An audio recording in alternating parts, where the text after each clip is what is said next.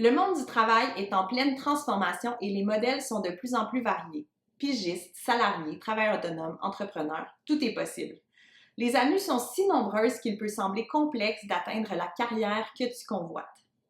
En allant à la rencontre d'une trentaine de professionnels au parcours atypique et d'experts de l'emploi et des finances, l'auteure, conférencière et blogueuse Béatrice Bernard-Poulain explique comment réaliser tes ambitions tout en mangeant 3 repas par jour. De quoi rassurer tes parents. Témoignages et conseils pour t'aider à répondre à la question « Que veux-tu faire dans la vie? » Bienvenue ou re-bienvenue sur ma chaîne, moi c'est Béatrice et je vais vous aider à comprendre où part réellement votre argent pour trouver le budget pour ce qui compte réellement pour vous. Depuis plusieurs années, j'alimente mon blog, j'alimente un petit peu cette chaîne YouTube avec des astuces pour dépenser moins, pour revoir un petit peu votre relation à l'argent. Et depuis plusieurs mois, depuis plus d'un an en fait, je m'intéresse à l'envers de la médaille et plutôt à comment on gagne notre vie. Et je suis hyper excitée de présenter mon nouveau livre « Allô, job de rêve ». Je tourne cette vidéo le jour du lancement, on est le 17 avril, et depuis ce matin, je suis estomaquée des mots d'encouragement que je reçois. J'ai l'air d'exagérer en disant ça, mais il y a déjà 2 personnes, ça me dirait que ça me rentre même pas moi dans la tête, mais il y a déjà 2 personnes qui m'ont dit qu'il y avait eu des larmes dans les yeux en lisant la description du livre. Ce qui est comme overwhelming. Je suis tellement fière de ce projet-là.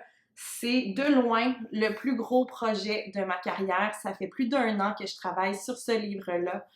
Ça représente un nombre d'heures de travail que je ne peux même pas noter. Je me suis donné corps et âme vraiment pour ce projet. Et je suis tellement fière qu'il soit enfin en librairie, en magasin, en bibliothèque à partir d'aujourd'hui. C'est un projet qui me tenait à cœur, qui me tient à cœur depuis toujours. En fait, souvent on me demande, mais d'où vient l'idée de ce livre-là? Puis ce livre, j'y rêve depuis que j'ai moi-même réalisé que je voulais une carrière qui est considérée comme atypique. J'ai toujours fait des emplois, même des jobs étudiantes qui étaient considérés comme hors normes. Les seules fois où j'ai essayé d'avoir des jobs normaux, genre être caissière dans une épicerie ou être vendeuse dans un magasin, ça s'est mal terminé, puis ça s'est mal terminé rapidement. Je fit comme pas dans ce mode-là. Je suis faite pour travailler à mon compte, je suis faite pour créer mes propres projets. Puis, pour certaines personnes, le fait que de travailler pour soi-même, de générer ses sources de revenus, c'est comme plus stressant. Et moi, j'ai toujours dit que l'idée de devoir être sous une hiérarchie tous les jours de ma vie était beaucoup plus stressant à mes yeux que de devoir générer mes propres sources de profit. Puis là, je le vois parce que je suis dans une mauvaise passe dans mon entreprise où les choses sont très difficiles et je suis quand même plus heureuse dans ma situation à pouvoir quand même essayer de brainstormer des idées, à pouvoir essayer de penser qu'est-ce que je peux faire comme sideline. C'est sûr que c'est une source de stress, là on se le mentira pas, mais je vois ça tellement positivement, c'est comme des ouvertures qui s'offrent à moi. C'est ce qui m'a permis de lancer un service qu'on me demandait depuis des années, c'est-à-dire de faire de la consultation, chose que je refusais depuis des années parce que mon horaire du temps me le permettait pas. Alors là, ben finalement, il faut que je shuffle mes priorités. Pourquoi ne pas enfin faire la consultation comme on me demande depuis toujours? Bref, je m'éloigne, mais tout ça pour dire que ce livre-là, je l'écris un peu égoïstement pour moi. Je l'ai écrit parce que j'aurais aimé le lire quand j'avais 16 ans. J'aurais aimé le lire quand j'ai annoncé à mes parents que je ne voulais pas travailler dans un bureau, que je voulais avoir une carrière non traditionnelle. J'ai été super privilégiée parce que moi, mes parents, ils m'ont dit dès le départ, on va t'appuyer, on va t'encourager, fais ce qui te tente. Mais ils pouvaient pas m'aider dans le sens où ma mère est ergothérapeute, mon père est comptable, et donc, il n'y avait pas vraiment de conseils professionnels qu'ils auraient pu me donner par rapport à monter les échelons, par rapport à comment ma carrière va se dérouler, parce que c'est tellement différent de la carrière qu'ils ont eue. Alors ce livre-là, c'est le livre que j'aurais aimé qu'ils me donnent pour dire « Hey, regarde, il y a d'autres personnes comme toi ». Ce livre-là, je l'ai écrit aussi, comme je l'ai mentionné, parce qu'après autant d'années à parler de comment on dépense notre argent, j'avais envie de parler de gagner de l'argent parce que ça fait du bien, parce que je trouve qu'on a comme fait le tour là, de comment on dépense de l'argent. Oui, il y a une inflation, oui, il faut faire attention à notre budget plus que jamais, mais à un moment donné, ben, les conseils, c'est les mêmes, c'est les mêmes, c'est les mêmes. Puis je pense que j'avais fait le tour du sujet. Et donc, ce livre-là me permet d'explorer une autre facette de tout ça. Donc, il y a plus d'une trentaine de témoignages dans ce livre pour vous démontrer que réellement, tout est possible. Et j'aurais pu faire 40 000 entrevues de plus. Si vous voyez mes notes par rapport à ce livre-là, premièrement, j'ai été flabbergastée du nombre de gens qui m'ont suggéré soit leur nom ou le nom d'une personne proche d'eux pour être justement une entrevue pour ce livre-là. J'ai eu tellement d'intérêt de gens qui voulaient participer à ce livre-là. Donc moi, c'était mon premier signe que c'était comme un projet qui allait être vraiment, vraiment cool. Mais j'ai dû choisir des profils qui étaient assez différents les uns des autres, du moins le plus possible, mais j'aurais pu en avoir 1000 autres. C'est vraiment pour vous dire, c'est un début de réflexion sur à quel point il y a des façons de gagner sa vie.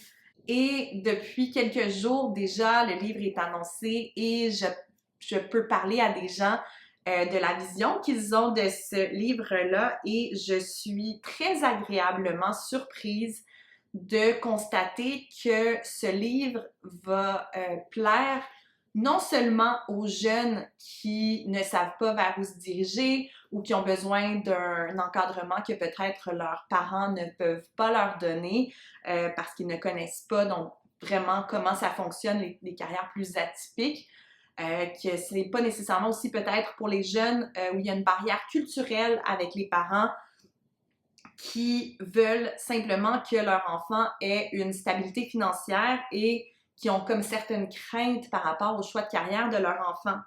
Ce livre s'adresse aussi aux gens qui sont sur le marché du travail et qui se disent « la vie, ça doit être plus que ça ». La vie, c'est pas vrai que c'est « je rentre le matin, je suis misérable à ma job et ça va être ça jusqu'à la retraite ou enfin, je vais pouvoir avoir du fun ». C'est sûr qu'il y a des circonstances dans la vie qui font qu'il y a des gens qui ont besoin d'avoir un emploi, peu importe lequel, pour payer les factures. C'est pour ça qu'il y a une section complète dans le livre sur les emplois alimentaires. Mais pour beaucoup de personnes, à un moment donné, la routine entre.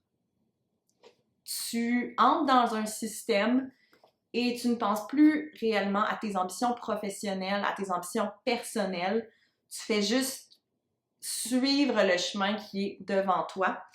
Et j'espère que de lire autant de témoignages de gens qui ont vécu autant d'expériences diverses, ça va être une belle réflexion pour toutes ces personnes qui réalisent qu'elles ne sont pas satisfaites dans leur carrière actuelle. Je vais faire le tour des chapitres du livre. Il y a un total de 16 chapitres dans le livre. Ça commence avec un historique de l'emploi, sans avoir des prétentions que ce soit un livre d'histoire. Ben, ce qu'on dit qui est un horaire normal, là, le 9 à 5, ça fait pas tant longtemps que ça que c'est la norme, puis les raisons pour lesquelles c'est devenu la norme, ben, ils sont peut-être plus appropriés aujourd'hui. Donc, petite réflexion pour commencer, ça met le ton, je crois. Ensuite, on parle de c'est quoi un emploi non traditionnel, parce que si on regarde la définition du gouvernement, c'est un emploi qui est exercé par une femme où il y a plus d'un certain pourcentage d'hommes ou l'inverse. Et dans ce livre-là, j'utilise emploi non traditionnel pour parler d'emploi de façon beaucoup plus large. Et donc, je trouvais important d'en parler tout en gardant quand même une note sur les emplois masculins et féminins parce que ça fait partie du monde dans lequel on vit. Ensuite, on parle des plans B. Les fameux plans B, c'est tellement important. Des rêves impossibles. Est-ce qu'il faut avoir quelque chose, un plan B en arrière en tête où on peut se lancer, peu importe c'est quoi nos objectifs de carrière. On parle des études postsecondaires. Est-ce que c'est nécessaire d'en avoir ou non? J'ai envie de dire, la réponse vous surprendra. Je trouvais ça super important à l'intérieur du livre d'avoir plusieurs points de vue sur cette question-là. Je pense que c'est une qui pourrait potentiellement être une polarisante, mais je crois qu'on a réussi à travers les témoignages, à travers les trucs de pro, à arriver à un consensus qui va plaire à plusieurs personnes ou qui va plaire à une majorité de gens. On parle de la malléabilité du monde du travail en 2024 et dans les années à venir. On parle du fait qu'il y a de plus en plus de façons de gagner sa vie, que ce soit en ayant plus d'un emploi, en travaillant de différentes manières, donc en télétravaillant, en travaillant à l'étranger, en s'expropriant, en faisant du travail de rotation, du travail à distance. Donc, il y a vraiment une très grande variété. Ensuite, on parle des titres employés, pigistes, entrepreneurs. Donc, c'est quoi que ça signifie? Qu'est-ce qui est le bon choix selon vos objectifs? On parle des métiers d'avenir. C'est quoi les métiers d'avenir? Où diriger ses efforts pour thrive dans le monde de l'emploi dans les années à venir? Et je ne pouvais pas, bien sûr, pas parler du web, qui est le monde dans lequel j'évolue. Les gens j'ai l'impression, croient que les métiers du web, c'est comme le futur, tout va bien. Ben, j'ai plusieurs points de vue dans cette section-ci. Encore, vous pourriez être étonnés. Je me trouve trop. Ensuite, il y a un chapitre sur les emplois alimentaires parce que je tiens à le crier haut et fort sur toutes les plateformes. Il n'y a rien de mal à avoir un emploi alimentaire, un emploi qui nous permet d'avoir une sécurité financière pendant une période X de notre vie, que ce soit pour réaliser un projet entrepreneurial parce que on veut mettre nos priorités ailleurs à un autre moment dans notre vie, parce que juste c'est nécessaire pour payer notre loyer, parce que justement la vie coûte de plus en plus cher.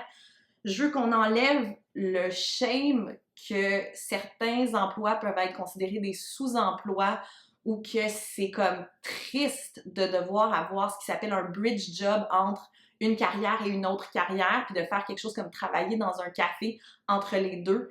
C'est absolument pas mal de le faire, puis je veux vraiment en parler.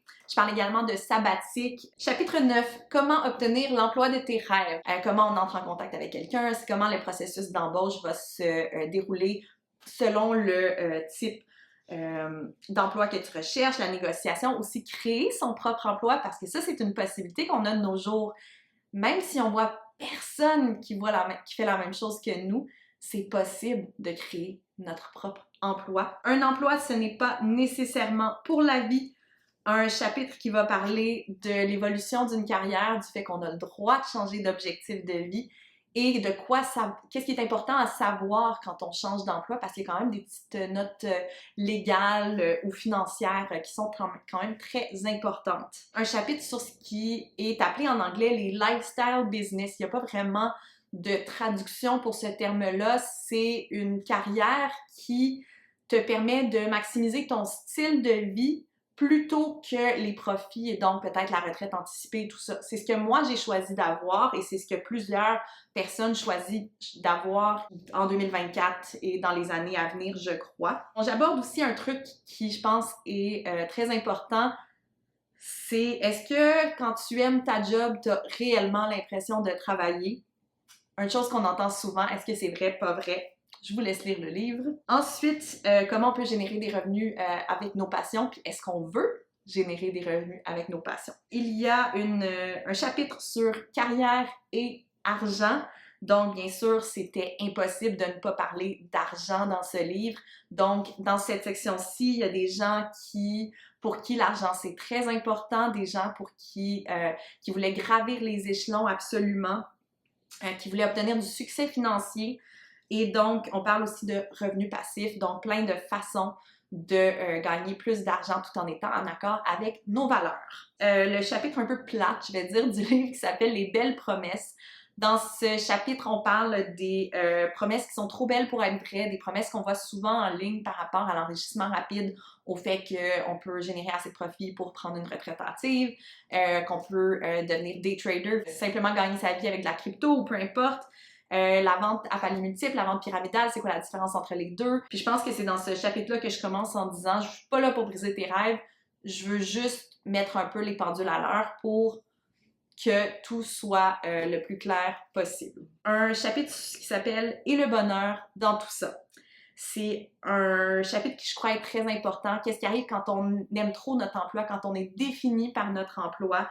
Qu'est-ce qui arrive quand on fait un burn-out, quand on se rend compte que notre salaire, ben c'est pas ça qui va nous rendre heureux jusqu'à la fin de nos jours. Ensuite, un chapitre très important sur quoi faire en cas d'échec. C'est quoi un échec? C'est quoi une expérience de vie? Comment on définit ça? Et je parle de ma théorie du worst case scenario. C'est comme une phrase bilingue. Et le dernier chapitre, c'est pourquoi tu devrais avoir une vision à long terme. Donc, dans ce chapitre, on parle de retraite du mouvement FIRE. Alors, ce livre, ce magnifique projet, Allô, job de rêve, est en librairie depuis le 17 avril 2024. Il devrait être disponible sur toutes les plateformes où vous achetez habituellement des livres. J'espère réellement que le livre va vous plaire. Pour moi, c'est probablement le plus gros projet de ma carrière. C'est quelque chose dont je suis extrêmement fière et j'ai tellement hâte d'avoir votre feedback, vos commentaires, vos rétroactions. Voilà, je vous dis bonne lecture et donnez-moi vos avis lorsque vous l'aurez lu. Ça va réellement me faire plaisir de vous entendre. Je vous dis à bientôt!